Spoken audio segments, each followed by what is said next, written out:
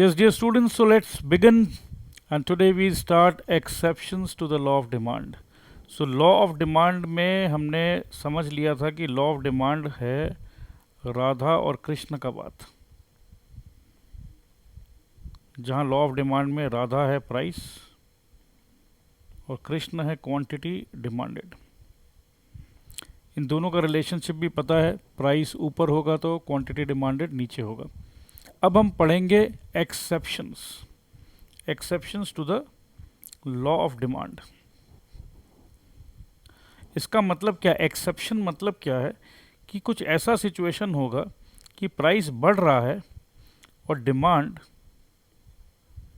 जो कि नीचे जाना चाहिए बट नीचे नहीं जाके प्राइस के साथ साथ डिमांड भी ऊपर जा रहा है, या प्राइस नीचे जा रहा है तो डिमांड ऊपर जाना चाहिए मगर प्राइस नीचे जा रहा है और डिमांड भी नीचे जा रहा है।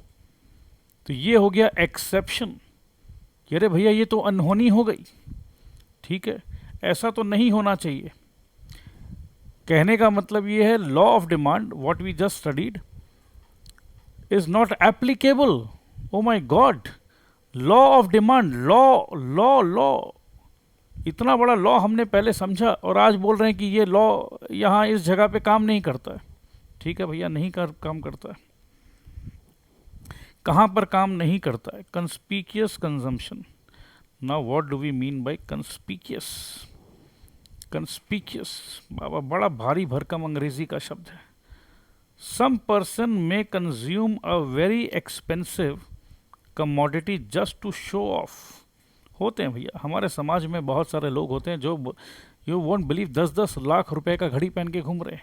अब मैं उनसे पूछा, भैया 10 लाख का घड़ी है, तुम्हारे घड़ी में कितना बज रहा है? बोला 2:22। मैं बोला देखो मेरे पास 40 रुपए का घड़ी है, उसमें भी 2:22 दिखा रहा है।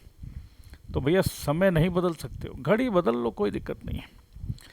So some people may consume very expensive commodity. इसका मतलब क्या है कि प्राइस बढ़ रहा है तो जिनको महंगा हाई प्राइस आइटम चाहिए तो हाई प्राइस से हाई डिमांड बढ़ रहा है। मतलब कुछ segment of people are there जिनको महंगे और महंगा, जितना दाम बढ़ेगा उतना वो बोलेंगे अरे महंगा है तो अच्छा है।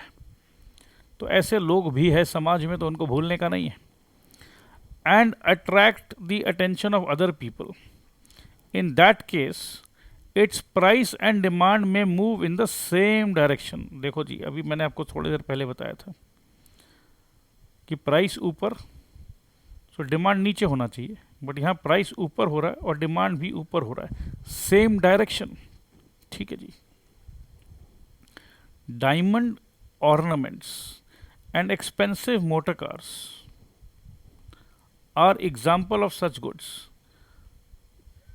देखो भैया, जब से ये टेलीविजन वाले ऐड कर रहे हैं, वो बंदा जो है वो झुक कर नील डाउन करके वो डायमंड रिंग पहनाता है प्रपोजल के लिए कि देखो आई वांट टू प्रपोज।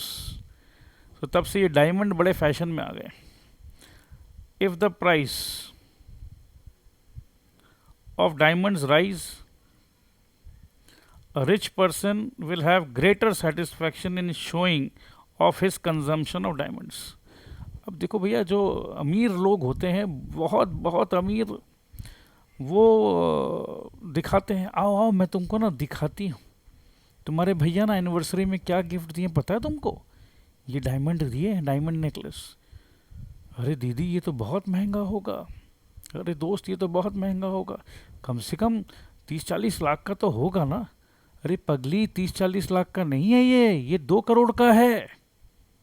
क्या बात कर रहे हैं, 2 करोड़ रुपए का? हाँ हाँ, मैं तो बोली थी इतना महंगा लाने का क्या दरकार है, बट क्या करें, वो ले आए हैं इतने दिल से।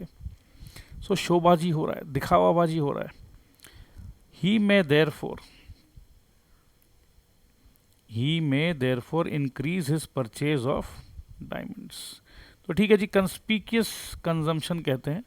कुछ लोग पैसे वाले होते हैं, पैसे वाले को महंगा सामान ही रास आता है, क्योंकि क्या करेंगे, उनके दिमाग में एक चीज़ चलता है कि सस्ता तो कोई भी खरीद सकता है, मेरे पास तो वैसा आइटम होना चाहिए जो कोई और खरीद ही ना पाए। सो कंस्पीकियस कंजम्पशन में लॉ ऑफ डिमांड एप्लीकेबल नहीं है। Band wagon effect, band wagon effect तो जैसे बैंड वैगन होता है ना, एक डब्बा के पीछे दूसरा डब्बा, दूसरा डब्बा के पीछे तीसरा डब्बा, चौथा डब्बा, तो डब्बा के पीछे डब्बा, डब्बा के पीछे डब्बा. Okay, so a somewhat similar situation arises with the so called band wagon effect.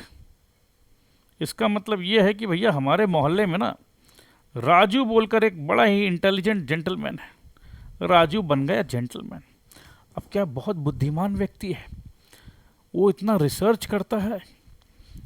If Raju buys anything, if Raju proposes कि okay we should buy Samsung this model, that means he has researched quite well.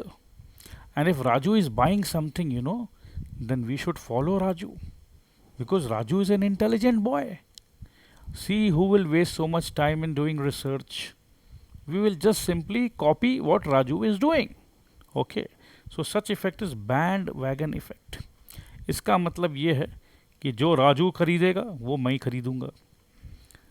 The consumer demand for a good may be affected by the taste and preference of social class to which he belongs. ठीक है जी. भाई जिस मोहल्ले में वो रह रहा है उस मोहल्ले में सबके पास कुछ है, तो मेरे पास भी होना चाहिए. If playing golf is fashionable among successful businessmen, then as the price of golf ball rises, a businessman may increase his demand for golf balls in order to show that he is a successful businessman. कहने का मतलब है देखा देखी. भाई तेरे पास है तो मेरे पास भी होने मांगता. अब उस सिचुएशन में भैया क्या आप डिमांड का लॉ ऑफ डिमांड देखोगे? अरे भैया इज्जत की बात है, मेरे इज्जत पे आ गई है, अब तो भैया कुछ भी हो जाए. बीवी बोल रही अरे आप पागल हो गए हैं क्या, कल तक तो ये बॉल 5,000 का मिल रहा था, 6,000 का हो गया. भैया रुक जाइए. ए भैया किसको बोलते हो, पति हूँ तुम्हारा. अच्छा ठीक है, अरे पति देव रुक जाइए. नहीं नहीं, इज्जत का बात है, नहीं रुक सकते. तो लॉ ऑफ डिमांड गया पानी में, लॉ ऑफ डिमांड गया अग्नि में, मैं तो अपना इज्जत बचाऊंगा. तो bandwagon effect, I think now it's absolutely clear. Now let's come to the snob effect. Snob. A consumer may try to show that he no longer belongs to a particular social class. Oh my God, particular social class. कहने का मतलब ये है कि देखो भैया एक गाड़ी का ब्रैकेट है 10 लाख रुपए के रेंज का गाड़ी, 10 लाख रुपए के अंदर का गाड़ी. भाई किसी के पास कोई भी ब्रांड का हो, बट एक समझ में आ जाता है.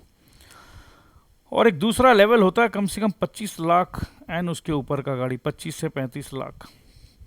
तो अब भैया समझ लीजिए कोई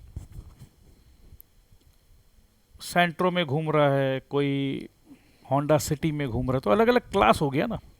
अब कोई मर्सिडीज़ में घूम रहा है, तो भैया हमारा क्लास ही अलग है. तो अब मेरे को क्लास चेंज करना है. How can I make sure कि भैया अब अपना भी क्लास बदल गया. अब ठीक छोटे मोटे क्लास के नहीं, हाई लेवल के हो गए. क्यों भैया, मैं मेरे अरे भाई मेरी गाड़ी देखो ना यार, मेरे पास ऑडी है. अब ऑडी का स्टार्टिंग रेंज ही समझ लो 40 लाख से. अब 3 लाख 2 लाख में तो टाटा का नैनो आ जाता है. अब जो बंदा टाटा का नैनो, ऑडी के बगल में टाटा नैनो खड़ा है, तो देखने से ही समझ में आ जाता है कि क्या क्लास है. अब किसी व्यक्ति को अगर क्लास बदलना है, क्लास, तो यहाँ तो प्राइस बढ़ रहा है. प्राइस बढ़ रहा है तो डिमांड तो करना चाहिए, क्योंकि उसको तो टाटा नैनो में खुश होना चाहिए. गाड़ी तो गाड़ी है भाई, 2 लाख 2.5 लाख 3 लाख की गाड़ी है. मैं जी 30 लाख की गाड़ी क्यों लूँ, दाम तो बढ़ रहा है. ओ जी नहीं जी, इसमें मेरा क्लास भी तो बढ़ रहा है. क्लास तो मैं क्लास बढ़ाऊंगा ना जी. ठीक है जी, समझे जी.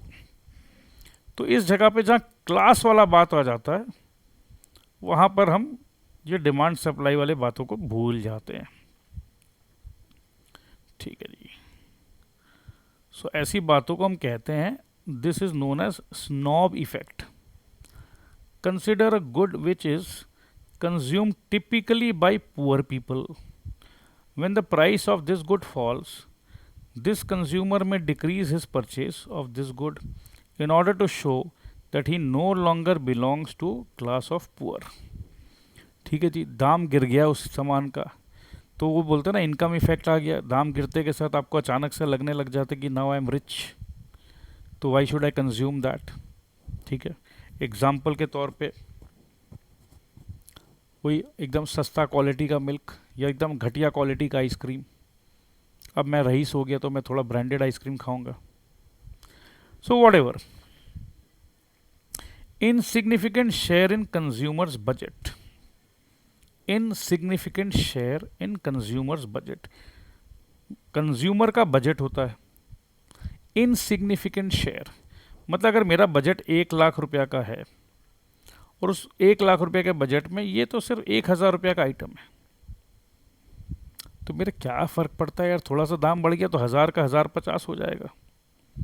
50 रुपया में, 1 लाख रुपया का बजट में ये छोटा सा आइटम, जैसे छोटा सा आइटम क्या, लेट्स से मैच स्टिक, एक मैच बॉक्स है जो 2 रुपया का आ रहा था। अब एक घर पे जब हम सामान खरीद रहे हैं, लेट्स से 50,000 रुपया का सामान आता है, 50,000 के सामान में ये 2 रुपया से अगर ये 3 रुपया हो गया तो बोलेंगे कि 50% प्राइस राइस हो गया, 50%, ओ माई गॉड, ऐसे सोचेंगे तो 50% है। क्यों? क्योंकि देखो अगर कल तक दूध 50 रुपया लीटर था और आज वही दूध 75 रुपीज़ लीटर हो जाए, तो दूध अगर मेरे बजट में 10,000 रुपया का था तो आज वो दूध 10,000 की जगह 15,000, 5,000 रुपये का डिफरेंस हो जाएगा। बट यहाँ पर मैच बॉक्स 2 रुपया से 3 रुपया, 50% बढ़ गया। भैया 1 रुपया का तो बात है यार, it's only matter of 1 rupee, but when it was milk it was matter of 5,000 rupees. So I think now it is clear.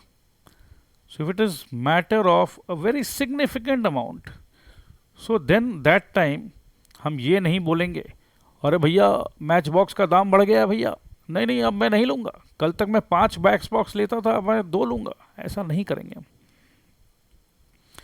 If a commodity occupies an insignificant position in the total budget of the consumer, variation in its price may leave the demand for the commodity unaffected। मतलब ये है, कल भी मैं महीने में 5 box लेता था, कल 10 रुपया देता था, आज 15 रुपया दूंगा, 5 रुपया के लिए मैं सोचूंगा नहीं।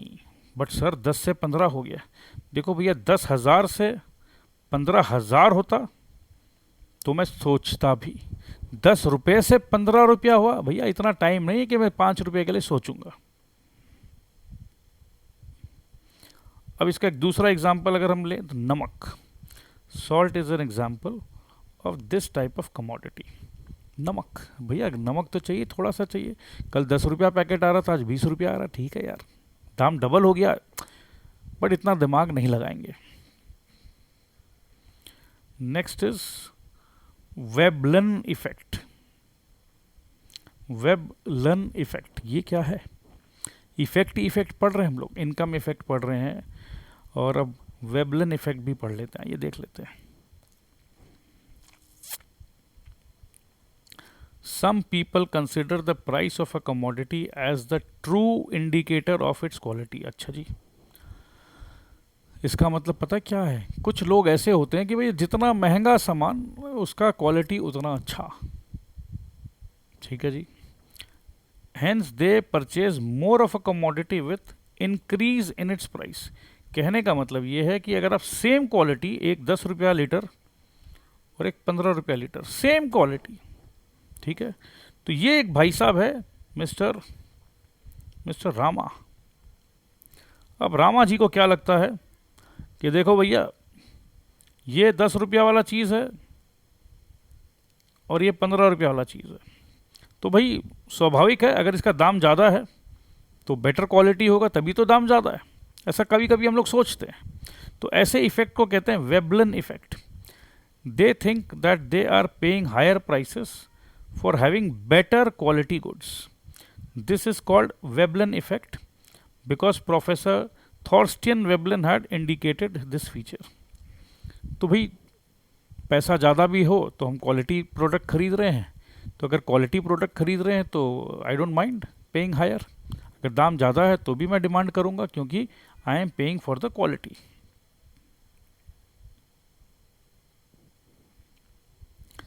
स्पेक्यूलेटिव एक्टिविटीज, स्पेक्यूलेटिव, स्पेक्यूलेटिव मतलब पता क्या होता है? अंदाज़ा लगाना। Veins we try to bet, चलो ये घोड़ा जीतेगा रेस में या वो घोड़ा जीतेगा, आज सचिन कितना रन बनाएगा, सर सचिन तो खेलना बंद कर दिया, अच्छा ठीक है आज विराट कोहली कितना रन बनाएगा, 100 बनाएगा या 80 बनाएगा, कैसे? तो we are speculating, we are guessing. So speculating activities का क्या मतलब है? Goods which are object of speculation may defy the law of demand. ठीक है जी। जैसे शेयर मार्केट में जब आप शेयर्स खरीदते हो किसी कंपनी का, वहां पर दाम बढ़ भी सकता है, दाम गिर भी सकता है। ठीक है। अब क्या होता है? When the price of such a commodity rises, people may increase their purchase. अरे सर सर सर, दाम बढ़ रहा है तो मैं परचेज बढ़ाऊंगा क्यों? Why? This a very good question. देखो, अगर मेरे पास 100 शेयर्स है 10 रुपया का वैल्यू पे, तो मेरे पास अगर मैं शेयर मार्केट में जाके बेचता हूँ तो मेरे को 1000 रुपया मिलेगा। अब ये शेयर का दाम 12 रुपया हो गया, फिर नेक्स्ट डे मैं देख रहा हूँ 13 रुपया हो गया, तो मेरे को लग रहा है ओहो ये तो दाम बढ़ रहा है। तो मैं क्या करता हूँ, मैं 100 शेयर और ख़रीदता हूँ। तो 100 शेयर इंटू 13 रुपीज़, 1300 रुपीज़। अब बताओ मैं क्यों ख़रीदा? क्योंकि मेरे को उम्मीद है कि ये 13 रुपीज़ से अगर ये 15 रुपीज़ हो जाता है तो मैं हमारे 100 शेयर्स को 1500 रुपीज़ में सेल कर दूंगा, तो मेरे को 200 रुपीज़ का प्रॉफिट हो जाएगा। इसका मतलब ये है कि जहाँ पर मेरे को उम्मीद है कि प्राइस और बढ़ेगा, आज 13 है, हो सकता है कल 14 हो जाए, फिर 15 हो जाए, हो सकता है नेक्स्ट मंथ तक 20 हो जाए, तो मैं अभी खरीद लेता हूँ। नेक्स्ट मंथ में जब वो 20 रुपीज़ हो जाएगा तो मैं उसको प्रॉफिट में सेल कर दूंगा। तो यहाँ पर भी लॉ ऑफ डिमांड एप्लीकेबल नहीं है।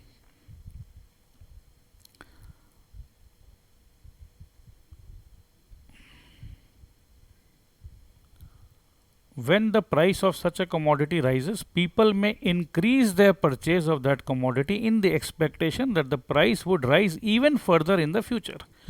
आज 13 रुपया का है, मैं खरीद रहा हूँ, कल 14 होगा, फिर 15 होगा, so of course I am going to benefit. So भैया लॉ ऑफ डिमांड गया तेल लेने। This happens in the share market. ठीक है जी, ये बात भी क्लियर हो गया। अब हम बात करेंगे, एक इंटरेस्टिंग कॉन्सेप्ट है गिफन इफेक्ट। गिफन इफेक्ट बोल लो या कोई कई टेक्स्ट बुक में गिफन गुड्स बोलते हैं। तो क्या है ये Giffen effect?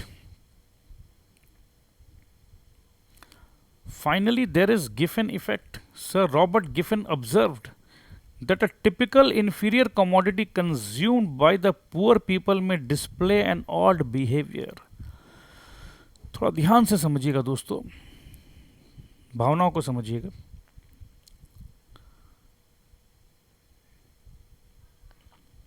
When the price of such a commodity rises, the poor people may cut down on their purchase of other more expensive items and increase their purchase of this commodity.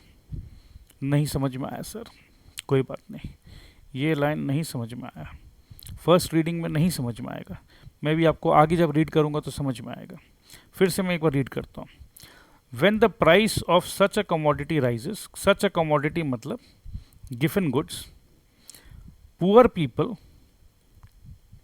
में cut down on their purchases of other more expensive items. अच्छा जी, other more expensive item नहीं समझ में आया sir. And increase their purchase of this commodity. आइए समझते हैं कि ये क्या चक्कर क्या है। आयरलैंड में 19th सेंचुरी में देखा गया कि कुछ वर्कर्स है, पोटैटो, ठीक है, पोटैटो एंड मीट। अब सिर्फ पोटैटो खाने से तो मज़ा नहीं आएगा, मीट भी चाहिए। अब इमेजिन करिए कि समझ लीजिए लोग 8 रुपये का पोटैटो और लगभग 12 रुपये का मीट, सो 20 रुपये का ये लोग पूरा आइटम था, पैकेजिंग था। अब ये दाम बढ़ गया, अब ये 8 रुपये का पोटैटो जो है ये 12 रुपये का हो गया और 12 रुपये का मीट 18 रुपये का हो गया। ठीक है। सो अब 20 रुपया का अगर किसी के पास बजट है तो वो क्या करे। सो कल तक समझ लीजिए 1 किलो पोटैटो 8 रुपया का और आधा किलो मीट 12 रुपया का, ठीक है। अब सिचुएशन ये हो रहा है कि समझ में नहीं आ रहा क्या करें। तो भाई एक काम करते हैं, 2 किलो पोटैटो ले लेते हैं, या अब हमारा बजट तो 20 रुपया का है तो 2 किलो नहीं ले पाएंगे हम। सो क्या करें, दाम बढ़ गया, दाम बढ़ गया। सो 1.5 किलो पोटैटो लेते हैं तो 18 रुपीज़ लग जाता है। अब मीट खरीदने का तो पैसा बचा नहीं है, तो कोई बात नहीं भैया, मीट नहीं खाएंगे, दाम बढ़ गया है पोटैटो का। हम पढ़ रहे थे एक्सेप्शन। सो दाम बढ़ने से तो हम तो डिमांड कम करेंगे, बट यहाँ पोटैटो का दाम 8 रुपीज़ से 12 रुपीज़ हो गया, और पहले हम डिमांड कर रहे थे 1 किलो और अब हम डिमांड कर रहे हैं 1.5 किलो। सो प्राइस बढ़ा है और हमने डिमांड को भी बढ़ा दिया है। तो ये कब होता है, गिफ एंड गुड्स में होता है, जहाँ पर पोटैटो एंड मीट, पोटैटो का दाम भी बढ़ गया, मीट का भी दाम बढ़ गया, बजट नहीं है हमारे पास, तो एक काम करते हैं, मीट को खाना बंद कर देते हैं, पोटैटो का थोड़ा सा कंजम्पशन बढ़ा देते हैं। तो देखा गया कि दाम बढ़ने से भी डिमांड बढ़ा है। तो आई थिंक ये एकदम क्लियर हो जाना चाहिए आपको। सो ये मैं रीड नहीं कर रहा हूँ, ये मैं आपके लिए छोड़ दे रहा हूँ। ये पोर्शन अगर आप पढ़ोगे तो आपको समझ में आ जाएगा, so that we spend some more time, we save some more time. अब देखो ये एक बड़ा अच्छा एनालॉजी है, बहुत ही अच्छा एनालॉजी है ये। Difference between given goods and inferior goods, ये बड़ा अच्छा है, क्वेश्चन आ सकता है। Given goods and inferior goods एक जैसा ही लग रहा होगा आपको, बट कुछ तो डिफरेंस है। In this connection we can indicate the basic difference between the inferior and गिवन goods. Where there is a fall in the price of any commodity, we get the following impacts. जब भी किसी भी commodity का fall in price होता है, देखो अब हम लोग थोड़ा थोड़ा सीरियस बात कर रहे हैं। अभी तक जितना हमने डिस्कशन किया था, they were very simple in nature, but now the discussion is getting little serious. But since we had spent so much time in our basic concept clarity, so these things will be very very easy and very very smooth. Fall in the price of a commodity, say price of non-cotton shirts, say price of non-cotton shirts fall हुआ है, non cotton shirt का price fall हुआ है, तो ultimately क्या लगेगा इससे, rise in the real income of consumer.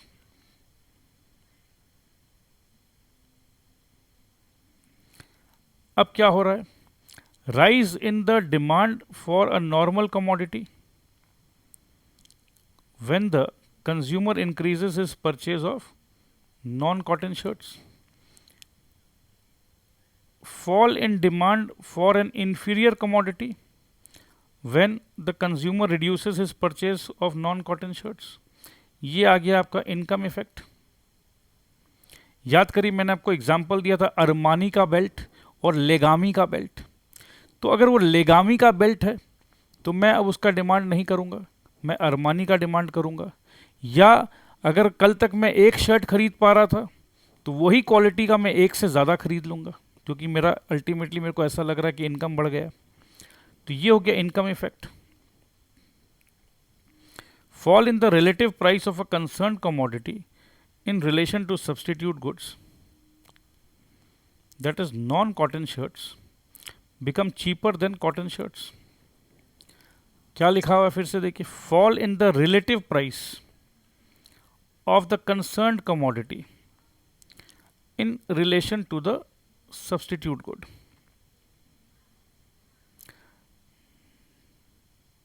That is non-cotton shirts become cheaper than cotton shirts. तो क्या होगा, the consumer develops a tendency to consume more of that commodity whose price has declined. Substitution effect, ये हम आपको जो belt का example दिया था एग्जैक्टली सेम है।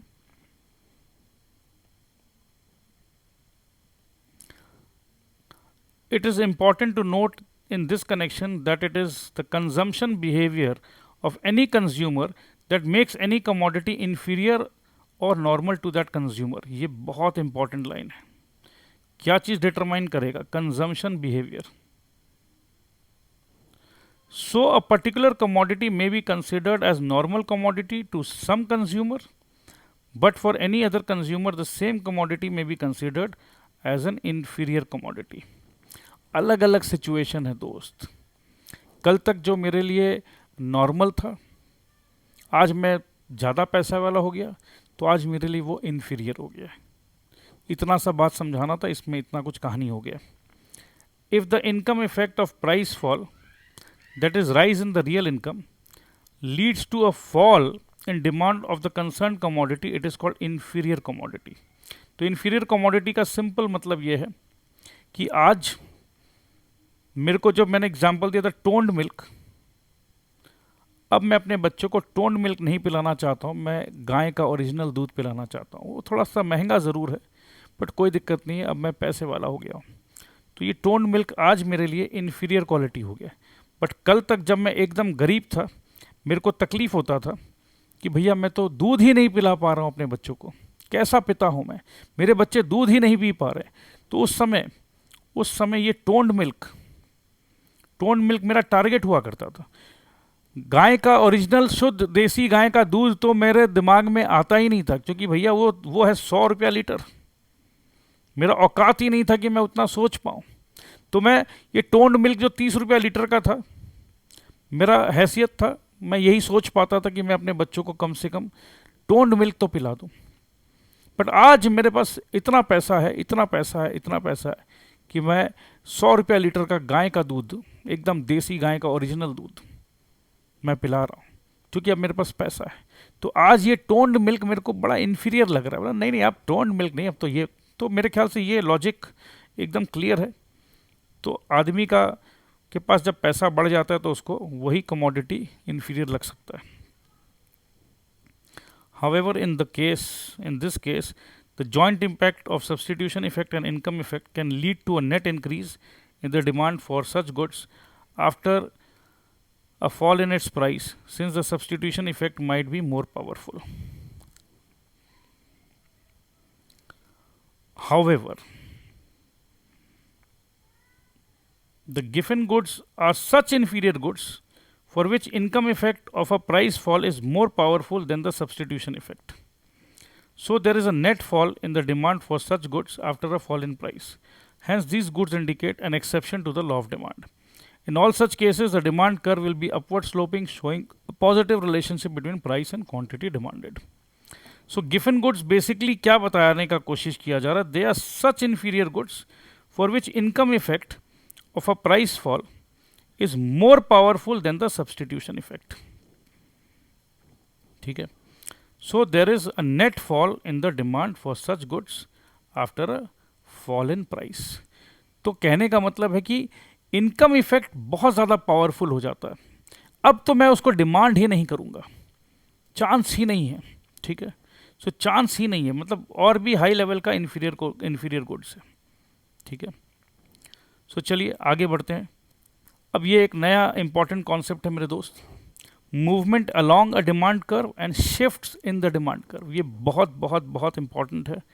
ये अगर आप समझ जाते हो और बिल्कुल समझोगे, it's very easy because I am here to explain each and every word, each and every line. So this is very good, very interesting. So let's start this.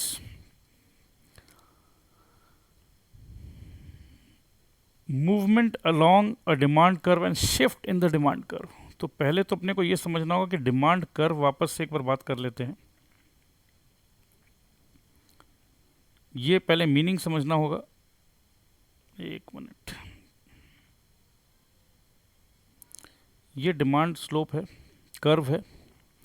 अब यहाँ पर ये जो कॉन्सेप्ट है, इधर देखिएगा, दिस इज़ वन कर्व और ये एक अनदर कर्व है और ये ब्लू लाइन से एक और कर्व है. ठीक है. सो ये है डायग्राम ए और ये है डायग्राम बी. अब ए और बी में ही अपने को सब कुछ समझ में आ जाएगा अभी. ठीक है. अब दोस्त, अगर ये जो कर्व है इसके ऊपर नीचे अगर मूवमेंट हो रहा है, इसके ऊपर नीचे मूवमेंट हो रहा है, तो this is called movement along a demand curve. अब ये ऊपर नीचे हो रहा है सर, समझ में नहीं आ रहा है, कोई बात नहीं, अभी समझा देते हैं। अब आपका डेली बजट है 100 रुपये का, डेली बजट है 100 रुपये का। अब आप गए आम खरीदने, 100 रुपये आपको देना है, यहाँ 100 रुपया है, ठीक है। तो 100 रुपया में आपको 1 किलो मैंगो मिला, तो आप 100 रुपया में 1 किलो खरीद लिए। यहाँ प्राइस हुआ 50 रुपया, 50 रुपया में आपको 2 किलो मैंगो खरीदा मिला, तो आप 2 किलो खरीद लिए। कहने का मतलब है आपका यहाँ पर ये प्राइस जो है, जो बजट जो है 100 रुपया, ये आपका फिक्स है। अब 100 रुपये में आपको अगर 1 किलो मिला तो आप 1 किलो खरीद लिए, 50 रुपये किलो मिला तो आप 2 किलो खरीद लिए, 33 रुपीज़ .33 मिला तो भैया आप 3 किलो खरीद लिए, और 25 रुपया जब दाम हुआ तो आप 4 किलो खरीद लिए। तो कहने का मतलब ये है, अगर ये दाम 25 से वापस 50 हो जाता है तो आप यहाँ से वापस यहाँ पहुँच जाते हो। तो आप जो भी कर रहे हो आपका एक फिक्स्ड आउटफ्लो है। यू नो कि आपको कितना खर्च करना है, अपने को 100 रुपया खर्च करने का, ठीक है। तो 100 रुपया खर्च करने का, तो जो भी होने का है वो इसी डिमांड कर्व में होने का है, movement along the same demand curve. अब इमेजिन करिए कि अगर आपके पास 100 रुपये की जगह 200 रुपया हो, तो अगर आप कल तक 100 रुपया में 1 किलो खरीद रहे थे मेरे भाई, तो 200 रुपया में 2 किलो खरीदोगे। तो जैसे ही 2 किलो खरीदोगे तो ये 100 रुपया में, अब आपके 100 रुपया किलो दाम है, price is 100 rupees kilo, please ध्यान दीजिएगा, बट आपका बजट 200 रुपया है। Now you have 200 rupees. So अगर प्राइस 100 रुपीज़ भी है, so instead of 1 kilo you will purchase 2 kilo. So 2 kilo का जो ग्राफ है वो आपका यहाँ आएगा। So this is the point, okay. अब 50 रुपया होगा तो वो 4 किलो होगा, तो 4 किलो आपका 4 यहाँ पर है, तो 4 का पॉइंट आपका यहाँ पर आएगा। सो अब आप देखोगे तो एक नया कर्व जो बन रहा है वो इस तरीके से बन रहा है, इस पॉइंट्स को कवर करते हुए ये रेड कर्व बन रहा है। सो ये जो रेड कर्व बना है मेरे दोस्त, ये डिमांड कर्व शिफ्ट हो गया है। डिमांड कर्व जो ब्लैक कलर से रेड कलर में गया है, it is shifting, shift to right. अगर आपका बजट 100 रुपया से 200 रुपया हुआ है तो आपका डिमांड कर्व राइट साइड में शिफ्ट हो गया है।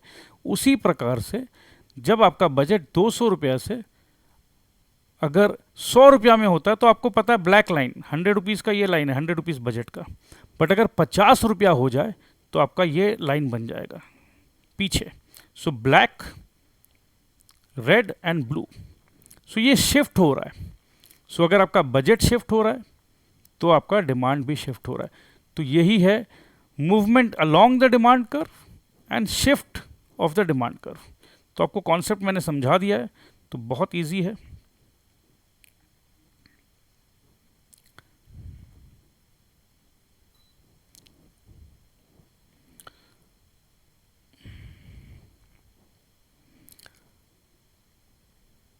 Shift in the demand curve, बात हो रहा है शिफ्ट का।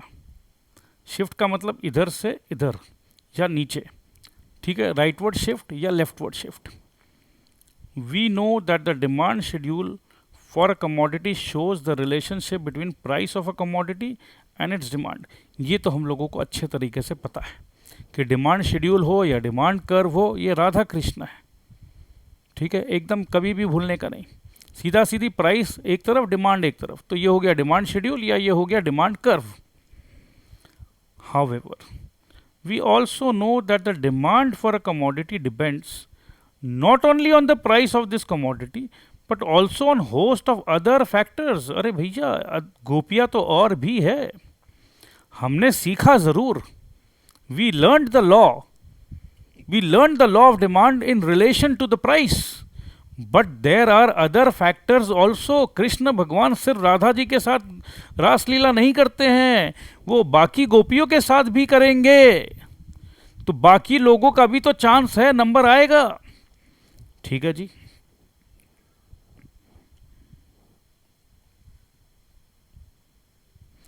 इन drawing a demand schedule, demand schedule जब भी हम ड्रॉ करते हैं तो इसमें क्या रहता है, एक होता है प्राइस, एक होता है डिमांड। ये बात एकदम प्लीज दिमाग में जचा लीजिए।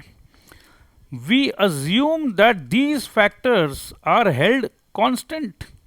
याद है मैंने आपको पहले भी बताया था, दीज फैक्टर्स मतलब गोपियाज।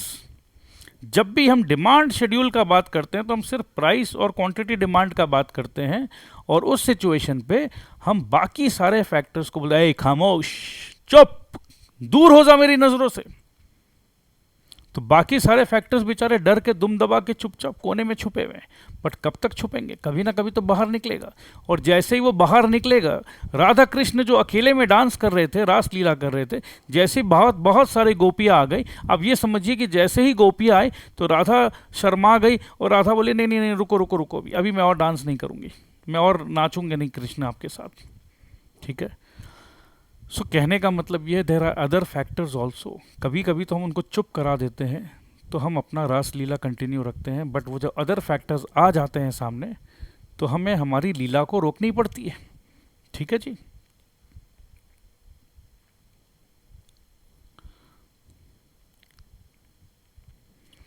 What happens when these other factors change. कल तक मैंने बोला था कि तुम लोग जहां हो, जैसे हो, वहीं रहो। अदर फैक्टर्स मतलब क्या था, हमने बताया था ना, इनकम। मेरा इनकम चेंज नहीं हो रहा है, बट अब चेंज हो गया है। अब अगर चेंज हो गया तो मैं क्या, कुछ और क्वांटिटी डिमांड पे असर आएगा? आएगा। The answer is the level of demand schedule changes, the demand curve in the diagram shifts its position. जैसे ही अदर फैक्टर्स, देखो भैया सिंपली अगर समझाएं आपको, ये डायग्राम देख लो आप, ये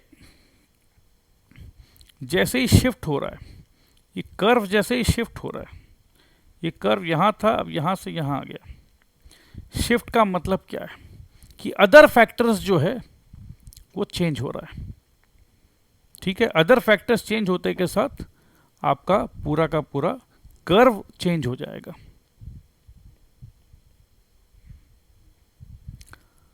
Hence, at any given price, demand for the commodity will change. This is called change in demand. Here we relax ceteris paribus assumption. ठीक है। चेंज इन डिमांड, प्लीज ध्यान रखिएगा। ये थोड़ा सा 2-3 वर्ड्स है जो मैं अभी आपको समझा दूंगा, एकदम इजी हो जाएगा। चेंज इन डिमांड, और देखो यहां पर कुछ आएगा increase in demand, decrease in demand. ये थोड़ा सा कभी कभी आप लोग हड़बड़ी में गलती कर सकते हो, बट मैं गलती होने नहीं दूंगा, चिंता मत करिए। ठीक है। सो वापस से मैं आपको एक चीज़ बताना चाह रहा हूँ कि जब भी अदर फैक्टर्स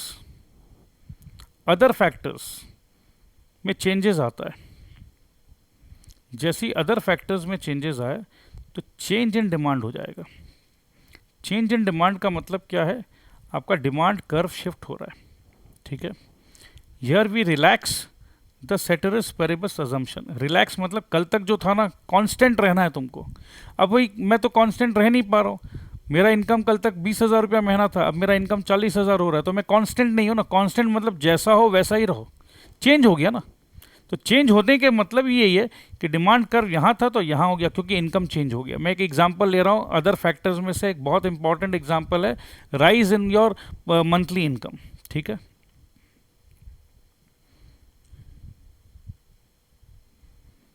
तो ये हुआ original rise, this is not income effect.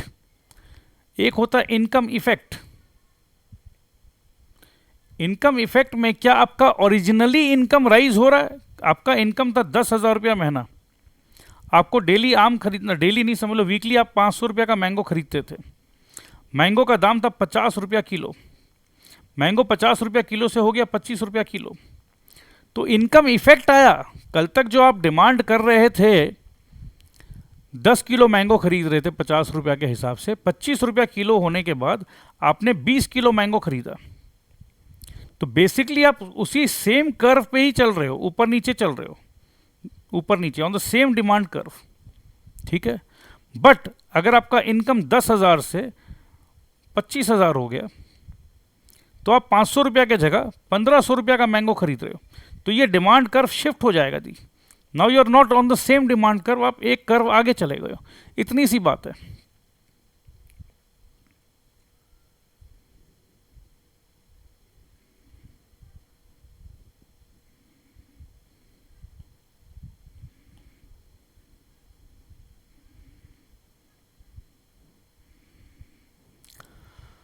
आइए देखते हैं, आगे समझते हैं। If there is an increase in demand at each price level, if there is an increase in demand at each price level, the demand curve shifts in a rightward direction।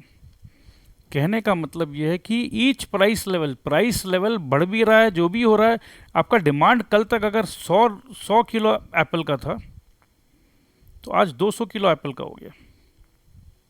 कोई भी price level में, जैसे मैंने आपको थोड़ा देर पहले समझाया था कि आप इस प्राइस लेवल पे अगर यहाँ डिमांड कर रहे थे, तो अब यहाँ से आप यहाँ आ रहे हो, आगे आ रहे हो, तो पहले आपका क्वांटिटी डिमांडेड ये था, अब आपका क्वांटिटी डिमांडेड ये है, तो ऑफ कोर्स आपका शिफ्ट हो रहा है।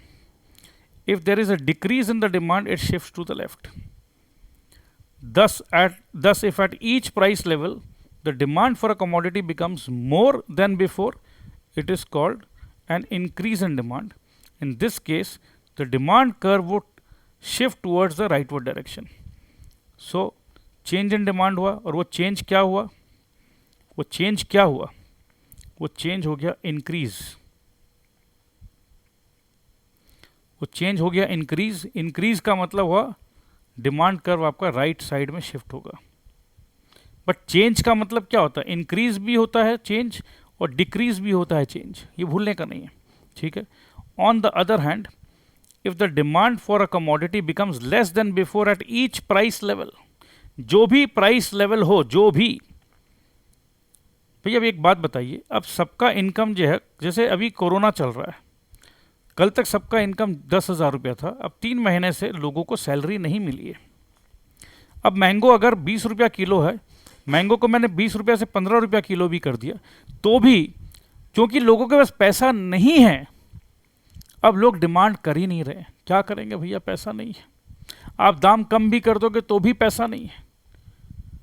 तो इसका मतलब ये है कि जो एक रूल था ना, कांस्टेंट सेटेरिस पेरिबस, कांस्टेंट मतलब क्या होता है कि भी कल भी मेरा इनकम 10,000 था, आज भी 10,000 है, कल भी 10,000 है, अगले महीना भी 10,000, 10,000, 10,000, 10,000। बट अब वो चीज़ नहीं रहा। मेरे पिताजी 3 महीने से घर पे बैठे हैं, पैसा नहीं मिल रहा है। अब अगर मैंगो का दाम गिर भी गया तो देखो कितना दुर्भाग्य है, मेरे पास पैसा नहीं है आज। कल तक तो मैंगो 100 रुपया किलो में था, तो मेरे को लगता था कि कब मैंगो सस्ता हो तो मैं ज़्यादा खरीदूंगा। आज मैंगो सस्ता हो गया बट फिर भी पैसे नहीं है, ठीक है। तो इसका मतलब यह है कि डिमांड कर्व आपका shifting towards left, it is called a decrease in demand. Increase in demand, decrease in demand, एकदम सिंपल सी बात है। कल तक अगर 1,000 किलो एप्पल का डिमांड था और आज 2,000 किलो एप्पल का डिमांड हो गया है, तो ये शिफ्ट टुवर्ड्स राइट है। 1,000 किलो एप्पल से 100 किलो एप्पल पे आ गया है, तो shift in towards the left हो गया। 1,000 से अगर 950 भी आएगा तो भी शिफ्ट टुवर्ड्स लेफ्ट होगा। In this case the demand curve would shift towards leftward direction. तो ये देख लीजिए दोस्त, figure 3A increase in demand, figure 3B decrease in demand. अब डिक्रीज मतलब क्या है, अपने इसको पकड़ रहे हैं DO, ठीक है, इसको यहाँ से ले रहे हैं DO से, इसको जब लेकर देख रहे हैं ये पीछे आ रहा है तो डिक्रीज है, और यहाँ पर DO ये वाला लाइन है, यहाँ से ले रहे तो ये इंक्रीज है। तो मेरे ख्याल से अगर आज हम यहीं रोकें तो अच्छा रहे। एक लेक्चर और लगेगा शायद, या 2, जो भी लगे। देखो हम टाइम देखकर असेसमेंट नहीं करना चाहते। हम चाहते हैं कि आप जब आप पढ़ो तो अच्छे से पढ़ो, अच्छे से समझो और अच्छे से एक बार समझ लोगे कॉन्सेप्ट को तो हमेशा क्लियर रहेगा और ये डिमांड लाइफ लॉन्ग काम में आने वाला है। So thank you so much, I love you all, bye bye, take care. अच्छा एक और बात, यूट्यूब वाले बच्चों आपका डिमांड पर कि सर प्लीज़ कम से कम एक चैप्टर तो कंप्लीट कराइए, तो मैं आपके रिक्वेस्ट पर ये पूरा का पूरा जो डिमांड चैप्टर है आईसीएसई क्लास 10 मैं यूट्यूब में अपलोड करूँगा। But my dear friends, I am so sorry to say उसके बाद के जो चैप्टर्स है वो मैं यूट्यूब में अपलोड नहीं कर पाऊँगा। So if you need the full course you call our admission help desk, और एडमिशन हेल्प डेस्क का नंबर है 9830175050। आप व्हाट्सएप भी कर सकते हो 9830195050 पे। इस नंबर पे अगर आप व्हाट्सएप करते हो तो आपको पूरा डिटेल्स वो सेंड कर देंगे। So thank you so much, I love you all, bye bye.